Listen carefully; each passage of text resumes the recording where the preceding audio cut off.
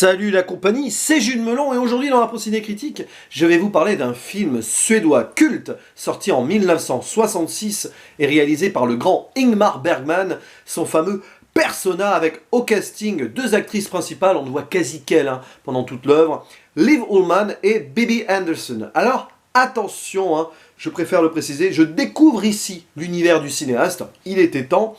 Et ce long métrage m'a été conseillé en priorité notamment par l'ami Clément, que je salue, qui passe souvent dans les commentaires de mes vidéos, du coup je te dédicace celle-ci.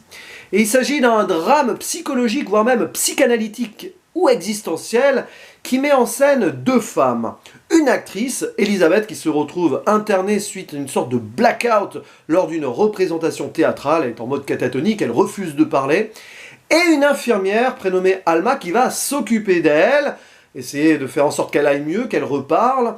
Et les deux femmes vont se lier d'une certaine amitié lors d'un séjour près de la mer, voilà. Et j'en dis pas plus sur donc le synopsis de base, parce que évidemment ça va beaucoup plus loin.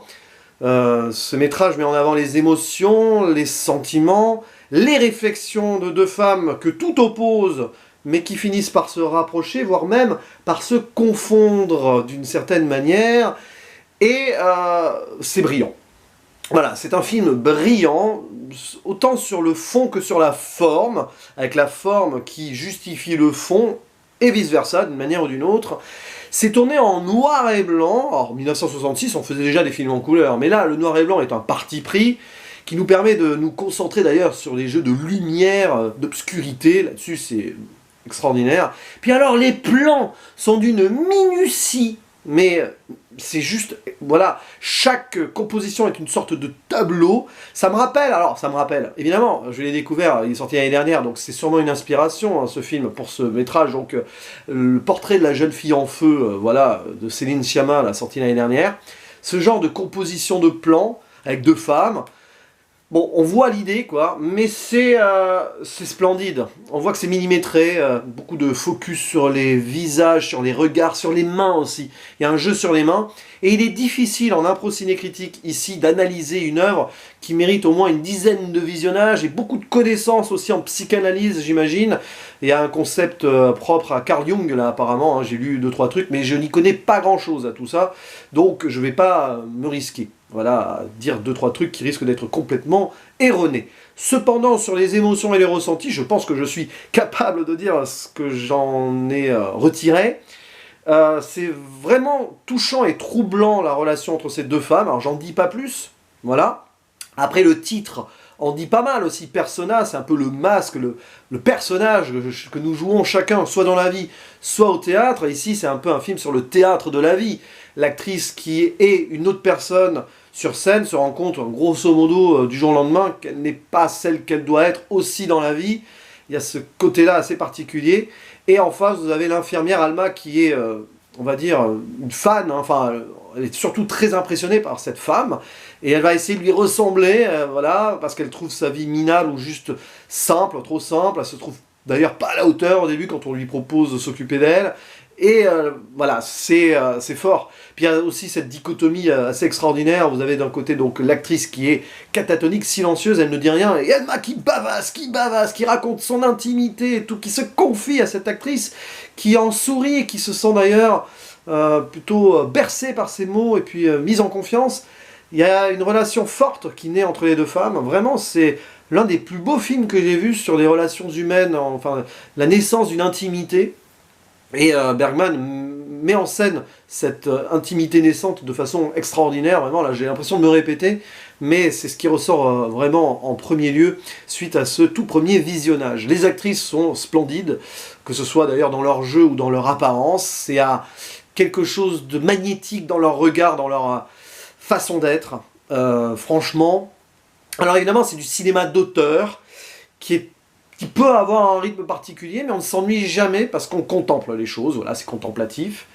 Le scénario en lui-même est dans un sens très simple, mais il est tellement riche sur les réactions humaines, sur les émotions, sur tout ça. Il y a un développement des personnages aussi qui finissent par, voilà, pas fusionner, mais pas loin, presque inverser leur rôle d'une certaine manière, ça joue là-dessus. Et c'est voilà, c'est glaçant, je comprends pourquoi il est considéré comme l'un des chefs-d'œuvre du 7e art, hein. Il a une note extraordinaire au-dessus de 8 de moyenne sur Sens Critique, ce qui est rarissime, il doit être dans le top 50 à mon avis des films les mieux notés de l'histoire. Et, euh, et puis bon, en plus de cela, la structure du film, qui pourtant est simple normalement sur le déroulé, est bien plus complexe que cela. Par exemple, le tout s'ouvre sur un prologue improbable, avec ce projecteur qui s'emballe, voilà. On est dans un film, le film dans le film, limite, un côté méta mise en abîme dans ce métrage, au-delà même du rôle de l'actrice et de l'infirmière qui va essayer d'être quelqu'un d'autre, se révéler elle-même, voilà, il y a beaucoup de jeux là-dessus. Mais ce début, donc, avec aussi cet enfant qui se réveille sur une table d'opération, qui voit une femme, elle se sa mère, parce qu'il y a une histoire de maternité dans le film aussi, des images subliminales comme ça. On pourrait analyser ça, à mon avis, il y a des gens qui s'y sont risqués, mais qui ont dû vraiment passer des heures et des heures de revisionnage pour essayer de comprendre tout ça. Il y a un moment de rupture dans le film aussi, vers la fin, j'en dis pas plus, voilà. C'est super bien fait, c'est super bien amené, et dire qu'en plus le film a été pensé en très peu de temps, je crois. Il me semble que Bergman, j'ai lu une petite anecdote, était sur son lit d'hôpital, il était malade à ce moment-là, il a eu cette idée, pouf, et il l'a mise en scène très vite. Voilà, on fait plus ce genre de film aujourd'hui, surtout que maintenant il faut aller penser pré-production, tout ça. Apparemment ici on sent que ça a été spontané et en même temps très travaillé. Bon, franchement, bravo quoi, tout simplement bravo. Et je vais pas aller plus loin dans cette analyse, il faudrait donc que je le revoie, et je pense que je le reverrai un jour avec grand plaisir. Je vais mettre, alors j'hésite entre 8 et 9. Je pense que je vais monter à 9 sur 10. Parce que plus j'y pense, je fais cette vidéo le lendemain matin, hein, j'ai pris mon temps exprès. Plus j'y pense, plus je pense que c'est un des très grands films que j'ai vu dans l'histoire de ma vie, qui deviendra l'un de mes films de chevet d'une manière ou d'une autre, d'autant plus qu'on voit les inspirations, hein. David Lynch lui-même adore ce film, et ça se voit, à un moment on peut penser à Mulholland Drive, ou à ce côté noir et blanc aussi, très stylisé, qu'il utilise notamment dans Twin Peaks, hein, dans la 3e saison, pour ne penser qu'à ça.